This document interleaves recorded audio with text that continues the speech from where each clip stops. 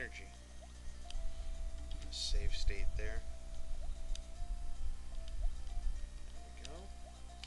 I wasn't really in the mood to play this, but because I like to have something not scripted, but at least have an idea of what I'm going to talk about when I start playing the games, and I didn't have an idea of what I'm going to talk about.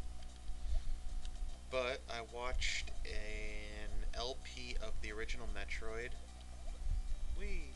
And I was reading through Planet Zebeth, which is a Metroid sprite webcomic. And they sort of still don't have anything that I plan to say, but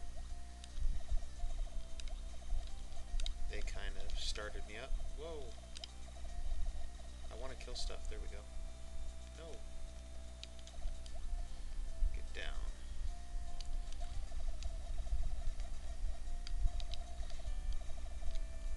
I know I was going to talk about... Oh, that's interesting. Things that I didn't like about the game. I want to talk about things I do like about the game. And unfortunately, it's not that they're less common or less important, they're just less noticeable to me. Because I like the original Metroid so much that liking things about a Metroid game, that's just what I assume is going to be the base. So it's not something that I should have to look for things. There we go. I like the this change here where he's using the Zeb or other monsters coming out of the little tubes on the ground. Oh, man. That was just poor controllers. He apparently wants us to be able to go this way right now because he made sure to give us a way of going through those blocks. And we have an energy tank. Awesome. I need one bad. I'm tired of... and that looks like we are at the end. And we are not rolling anywhere either. So, let's head on back.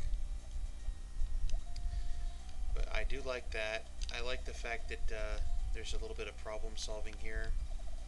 It's a little bit. You can get through this without the bombs. Whee! Of course, I'm the only one here that knows that you have to get through this without the bombs. Well, you don't have to. But,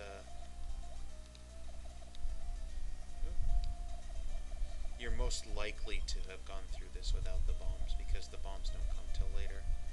I like having an energy tank because as long as I'm not dead, I don't care how much energy I have left.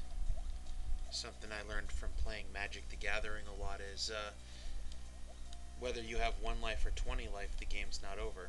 20 life just makes it less likely you're gonna die if you get hit. A lot of people when they play Magic are very protective of their life scores. Life gain is a Magic strategy that a lot of beginners like and a lot of there we go, professionals do not. I'm not a professional Magic player, but that was the lesson that lets you know. Cool, we can get through here too.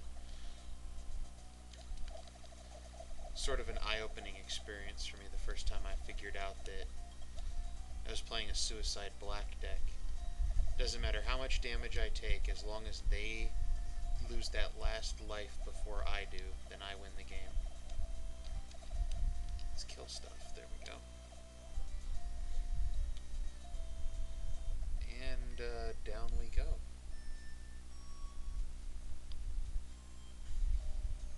So you'll find in a lot of games, I will run through crap and not care about how much health I have.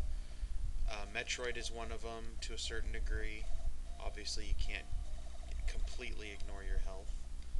And then another one, let's go left, Mega Man games. I have no problem with just duking it out with a Robot Master if it means winning the fight. I will stand there and take all the hits if I know he'll die before I will.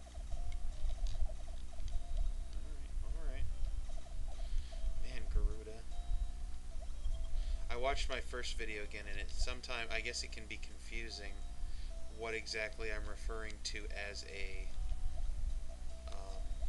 Oh, come on! High jump. We need a high jump. Multi-Viola is gonna kill us. Garuda's gonna kill us.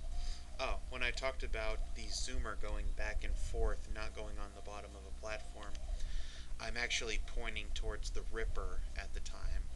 And so if someone doesn't know what a zoomer is, it's perfectly logical to think that that little thing that zooms back and forth is a zoomer. It's actually a Ripper. And that's not what I was complaining about. I was complaining about the little spiky yellow thing that just walks on the tops and edges and does not go to the bottom. Oh, whoa. No! Polyps! Get in here. Okay, another hallway. Up, up, and up some more. Come here.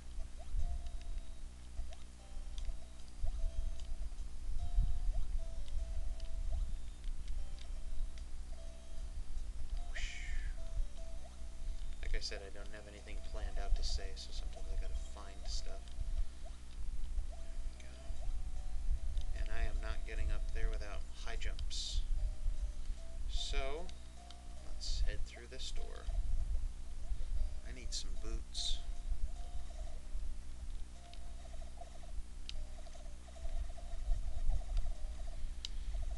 One thing I am not so cool about on this game, although maybe it's intentional, is the fact that you go up against some of the heavier enemies in the game kind of right off the bat.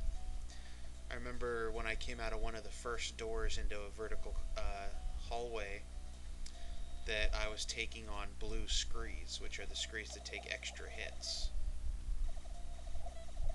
And, I mean, maybe the guy's designing the game based on the fact that he knows that you're using an emulator and you're going to have save states available, but I'm not too big of a fan of that. Hey, dragons, yay. And wave beam. The only bad thing about, well, I never liked the wave beam.